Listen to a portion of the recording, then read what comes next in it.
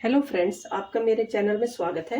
कथा सुनने से पहले हमें अपने राइट हाथ में कुछ फूल और हमें दुर्वा लेनी है और ये हम अपने राइट हैंड में लेके तभी हम अपनी कथा को सुनेंगे। तो चलिए कथा को स्टार्ट करते हैं।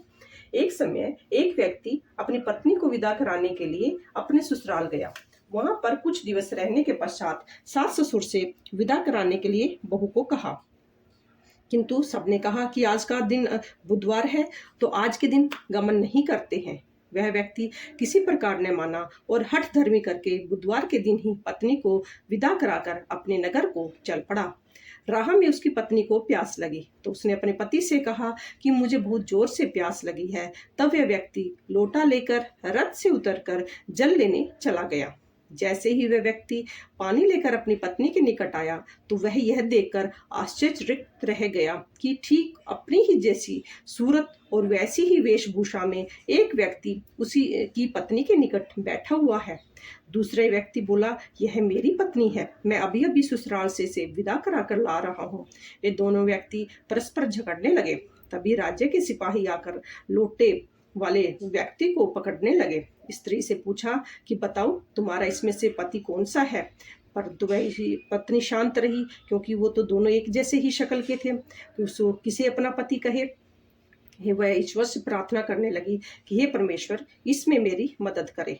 तब जो लोटे वाला व्यक्ति था उसने भगवान को याद किया तो भगवान ने कहा कि यह सब हमारी ही लीला है और सच्चा झूठा बन गया। तभी आकाशवाणी हुई कि मूर्ख, आज बुधवार के दिन तूने गमन नहीं करना था, क्योंकि आज बुधवार के दिन जो भी इंसान गमन करता है तो बुध देवता उसके साथ हो जाते हैं। तूने किसी की बात नहीं मानी, तो अब यह बुध देव की लीला है। उस व्यक्ति ने बुद्धदेव से प्रार्थना की और अपनी गलती के लिए क्षमा मांगी। तब बुद्धदेव जी अंतर्ध्यान हो गए और वह अपनी स्त्री को लेकर घर आया और तथा बुधवार का व्रत वे दोनों पति पत्नी नियम पूर्वक करने लगे। जो व्यक्ति इस कथा को पढ़ता था, सुनता है, उसको बुधवार के दिन यात्रा करने का कोई दोष नहीं लगता और उसके सब काम अच्छे से हो जाते हैं और सब उनको सुखों की प्राप्ति होती है। बोलो गणपति महाराज की जय। अब विनायक जी की कहानी। एक बुढ़िया माई रोज मिट्टी के गणेश जी की पूजा करती थी। बेचारी बुढ़िया के बनाए गणेश जी रोज गल जाते। उसके घर के सामने एक सेठ जी का मकान बन रहा था। बुढ़िया माई सेठ जी के मकान पर जाकर राजगीर से बोली, भाई, मेरे मिट्टी के बनाए गणेश जी रोज गल जाते हैं, आप मेरी पूजा के लिए पत्थर से गणेश जी बना दो, आपकी बड़ी कृपा होगी। राजगीर बोला, माई, जितनी देर में तुम्हारे लिए गणेश जी बनाऊंगा उतनी देर में तो सेठ जी की दीवार पूरी हो जाएगी। बुढ़िया यह सुनकर दुखी मन से अपने घर वापस आ गई। दीवार पूरी करते करते शाम हो गई, परंतु दीवार बनने से पहले ही टेढ़ी हो जाए। शाम को सेठ जी आए, पूछा कि आज कुछ काम नहीं किया। तब राजगीर ने बुढ़िया वाली बात बताई।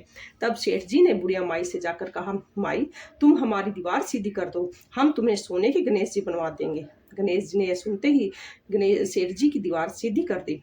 सेठ जी ने बुढ़िया माई को पूजा के लिए सोने के गणेश जी बनवा कर दिए। गणेश जी को पाकर बुढ़िया माई बहुत प्रसन्न हुई। हे विनायक जी महाराज, जैसे सेठ जी की दीवार सीधी करी, वैसे कहते सुनते हमारे सभी के कार्य पूर्ण करना, सभी के मनोकामनाओं को पूर्ण करना।